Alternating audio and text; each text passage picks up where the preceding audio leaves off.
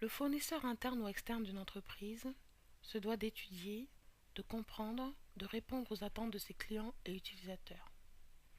Pour cela, il utilise un ou plusieurs points d'entrée pour recevoir les demandes de ses clients. L'ensemble de ces points d'entrée, permettant aux clients et utilisateurs d'interagir avec leurs fournisseurs, est appelé centre de contact. Quelle que soit sa taille, ses moyens matériels et humains, la manière dont elle est organisée, le rôle de la fonction centre de contact est de conseiller, orienter et fidéliser ses clients et utilisateurs, tout en s'alignant sur ses objectifs, ceux de ses clients et sur les objectifs globaux de la fonction et de l'entreprise qu'elle représente. Les activités d'un centre de contact peuvent être de trois types. Les activités de front office, c'est-à-dire en contact direct avec le client, l'utilisateur ou le consommateur. Ce sont les activités de conseil, d'orientation et de fidélisation et qui consistent à apporter une réponse adéquate aux demandes formulées par les clients, les utilisateurs d'un fournisseur de biens ou de services.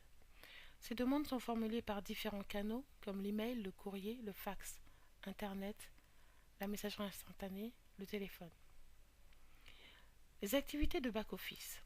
Elles consistent dans le traitement administratif des demandes des clients ou utilisateurs. Il peut s'agir du traitement des commandes, de la gestion du stock, du traitement de la facturation, de la saisie de données sur informatique. Enfin, il y a les activités de middle office. Elles consistent à gérer l'interface entre le front office et le back office, en contrôlant la qualité ou la conformité des activités, en apportant leur expertise, en facilitant la communication entre les services.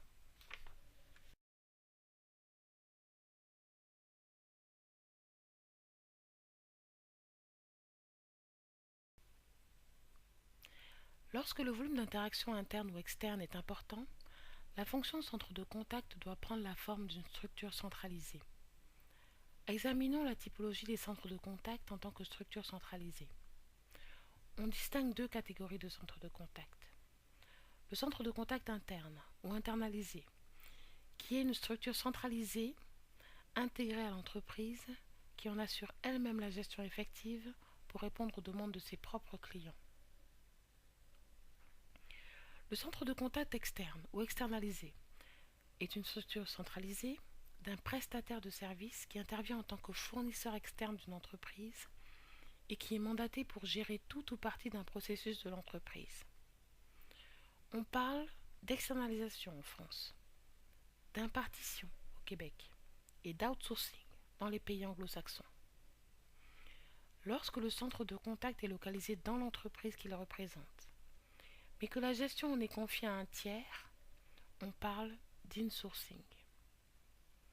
Enfin, selon la localisation du centre de contact externalisé par rapport à la localisation des bureaux de la marque qu'il représente, on distingue le onshoring lorsque le centre de contact est situé dans le pays, le homeshoring lorsque les employés travaillent depuis leur domicile, le offshoring lorsque le centre de contact est situé à l'étranger sur un autre continent, le nearshoring lorsque le centre contact est situé à l'étranger mais sur le même continent.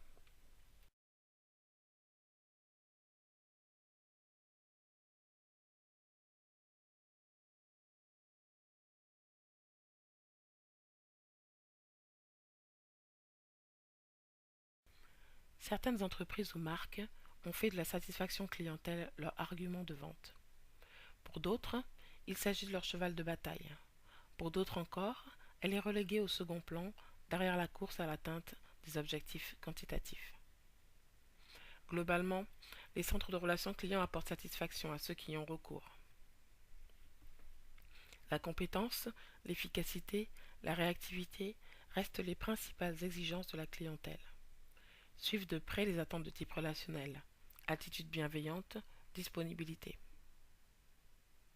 Qu'elle soit réalisée par un client mystère ou à l'aide d'une enquête, la mesure de satisfaction ne révèle qu'une vision partielle de la qualité d'un service client, qu'une approche statistique et unilatérale de la relation client.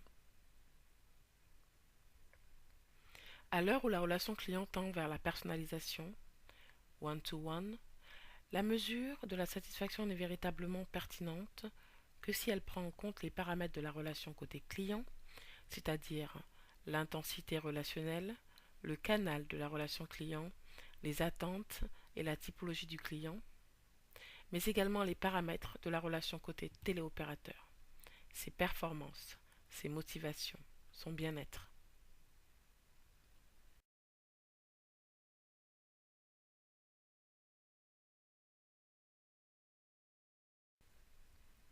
Les emplois dans les centres d'appel se caractérisent par une grande flexibilité, des conditions de travail pénibles et des contraintes hiérarchiques fortes.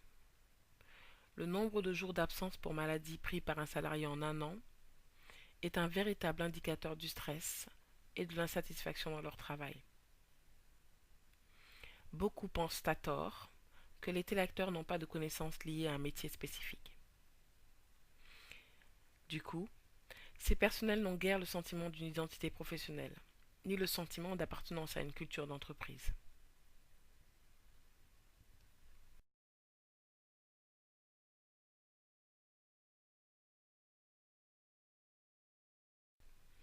Le turnover des effectifs reste un problème significatif pour les responsables de centres d'appel, qui peuvent souvent se retrouver en recherche perpétuelle de travailleurs additionnels. Les taux de turnover élevés conduisent à des coûts importants de recrutement, de sélection et de formation, et nuisent à l'image de l'entreprise. C'est pourquoi les centres de contact externalisés mettent de plus en plus en avant la stabilité de leur personnel pour conquérir de nouveaux clients. La satisfaction et la rétention des consommateurs, utilisateurs et du personnel sont les véritables enjeux d'un centre de contact.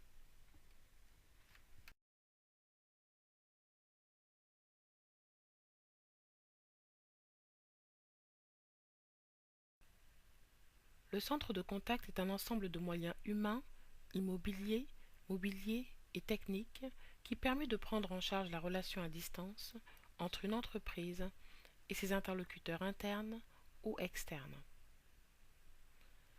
Les clés du succès pour un centre de contact, c'est d'être capable d'aligner ses objectifs quantitatifs et ses objectifs qualitatifs, rentabilité et qualité. Pour être accompagné dans l'atteinte de ces objectifs, il ne doit pas négliger de choisir son infrastructure en fonction de ses activités et du confort de travail de ses salariés et non pas uniquement comme argument marketing. Il doit également miser sur le recrutement, la gestion de la performance et la gestion de carrière de ses collaborateurs. Car la relation client n'est gagnante que si on garde en mémoire qu'aucune relation n'est unilatérale.